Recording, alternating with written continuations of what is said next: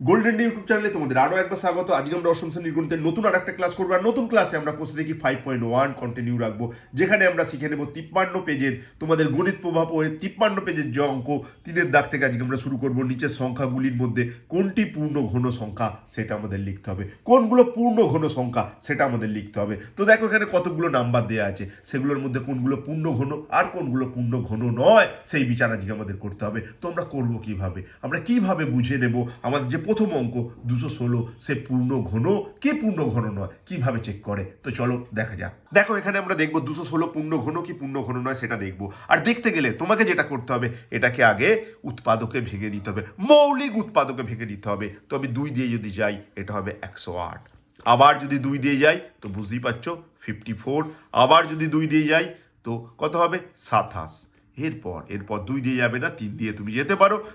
3 9 27 আর 3 3 9, অর্থাৎ 216 আমরা যদি এটাকে লিখি কটা 2 পাচ্ছি, দেখো আমরা 3টে 2 পাচ্ছি, আর কটা 3 পাচ্ছি, আমরা 3টে 3 পাচ্ছি, আমরা 3টে 2 পেয়েছি, 3টে 3 পেয়েছি।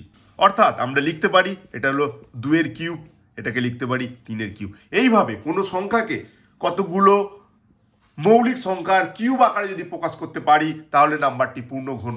আর যদি না এইভাবে আমরা ঘনকের আকারে প্রকাশ করতে পারতাম তাহলে এটা কিন্তু পূর্ণ ঘন নয়। অর্থাৎ এটাকে আমরা লিখতে পারি কি বলো, আমরা লিখতে পারি 2 × 3 কিউব, মানে এটাকে আমরা লিখবো 6-এর কিউব। অর্থাৎ 216 হলো 6-এর কিউব। এইরকম কোনো নাম্বারের কিউবের আকারে যদি আমরা সংখ্যাকে প্রকাশ করতে পারি সেই নাম্বারটা হবে পূর্ণ ঘন।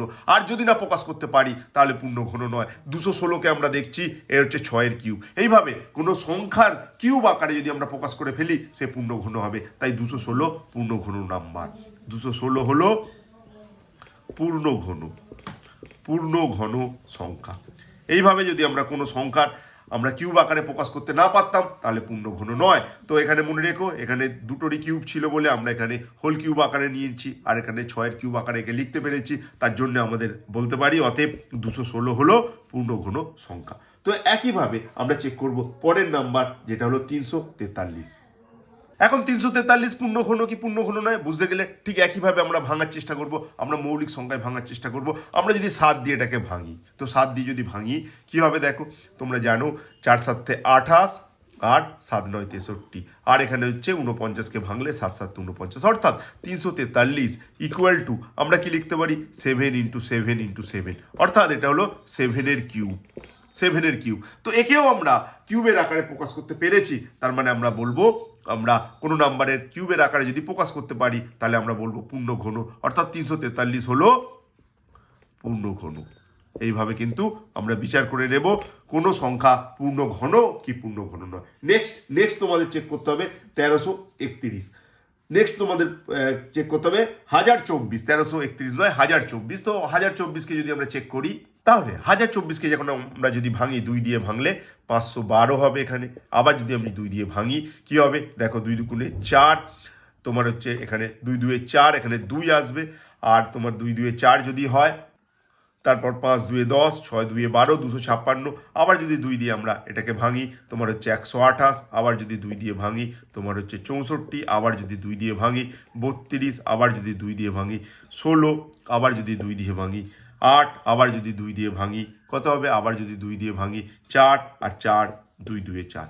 অর্থাৎ এই যে 1024কে যদি আমি ভাঙি আমি কি পাচ্ছি দেখো, 1024 সমান কটা 2, এখানে 3টে, আরও এখানে 3টে, এখানে আরও 3টে, মানে 3 3 6, 6 3 9, 9 1 10, অর্থাৎ 10টা 2 পাচ্ছি আমরা। 10টা 2 এখানে আমরা প্রথমে এই 3টে 2কে আমি একসাথে লিখতে পারি, 3টে 2কে আমি একসাথে লিখতে পারি 2-এর কিউব। আমি লিখতে পারি এই 3টে 2কে একসাথে লিখতে পারি 2-এর কিউব, আরও এখানে লিখতে পারি 2-এর কিউব এক্সট্রা 2। অর্থাৎ এগুলোকে তো আমরা কিউব আকারে লিখছি, আমরা লিখতে পারি কি বলো, আমরা লিখতে পারি 2 × 2 × 2 তার কিউব ইন্টু 2, আমরা লিখতে পারি 8-এর কিউব ইন্টু 2।